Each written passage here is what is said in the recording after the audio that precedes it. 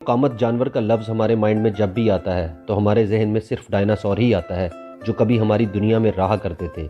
लेकिन अपनी आज की इस वीडियो में मैं आपको कुछ ऐसे जानवर बताऊंगा जो डायनासोर के साथ इस दुनिया में गुजरे हैं। उनके बारे में जानकर आप हैरान रह जाएंगे।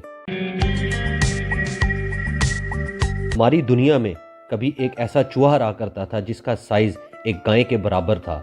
इसको रेड ज़िला कहा जाता था और ये 1987 में पहली दफ़ा इसके फॉसिल्स साउथ अमेरिका से मिले थे, यानी ये साउथ अमेरिका में ही रहा करते थे।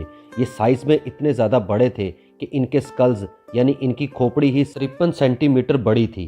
इसकी बाइट यानी इसका काटना ही किसी बड़े मगरमच्छ या डायनासोर से ही 3 गुना ज़्यादा ताकत रखता था। ये फल और लकड़ी वगैरह खाकर जिंदा रहता था। तारीख के सबसे बड़े परिंदे यानी फ्लाइंग बर्ड्स, इनको अर्जेंटेविस कहते हैं। इनकी हाइट तकरीबन 6.5 फीट तक जा सकती थी और ये 11 फीट लंबे हो सकते थे और इनका वजन तकरीबन 60 से 80 किलो तक हो सकता था, यानी ये तकरीबन किसी एक इंसान जितने थे। और ये अपने शिकार को पूरा निगल जाते थे, इसीलिए इनको उड़ने के लिए कुछ देर भागना पड़ता था। ये परिंदे अर्जेंटीना के इलाके में ही रहा करते थे।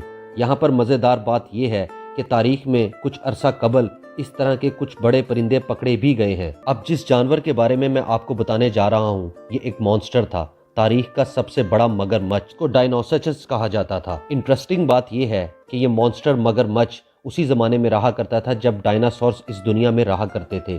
पानी में रहने वाला ये मगरमच्छ, इसकी लंबाई 40 फुट तक लंबी हो सकती थी और इसका वजन तकरीबन 5000 किलो तक जा सकता था।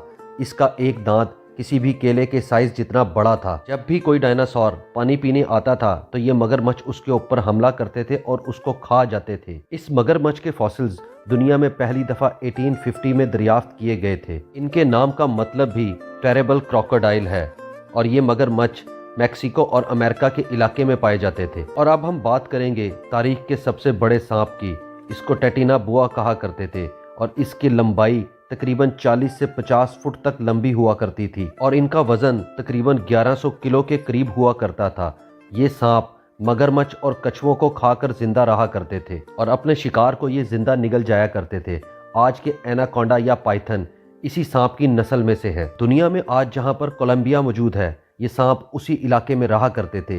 इंटरेस्टिंग बात यहाँ पर यह है कि इस सांप के फॉसिल्स पहली दफ़ा एक स्टूडेंट ने गलती से दरियाफ्त किए थे। आज भी ऐसे सांप को पकड़ने के बेशुमार वाक़यात सामने आते हैं कि अमेज़न के जंगलों में से 40 फीट लंबे सांप को पकड़ा गया है। अब चलते हैं जाइगेंटोपिथेकस की तरफ। ये तारीख के सबसे बड़े एप्स थे, यानी गोरिल्ला और चिंपैंजी वगैरह। ये चाइना के इलाके में पाए जाते थे और इनका कद तकरीबन 10 फीट तक लंबा हो सकता था और इनका वजन तकरीबन 270 किलोग्राम तक होता था। इनके फॉसिल्स दुनिया में पहली दफ़ा 1935 में दरियाफ्त किए गए थे और ये एप्स पौधे वगैरह खाकर अपना गुजारा किया करते थे। इन एप्स के मुजस्मे आज भी दुनिया के कई म्यूजियम्स में मौजूद हैं। अब ये दुनिया से ख़त्म कैसे हो गए? इसकी वजह वो जंगलात हैं जो क्लाइमेट चेंज की वजह से ख़त्म हो गए और साथ में ये एप्स भी इस दुनिया से ख़त्म हो गए। तारीख के सबसे बड़े कीड़ों को मेगान्यूरा कहते हैं। ये उड़ने वाले कीड़े तकरीबन 2.5 फीट तक लंबे हो सकते थे।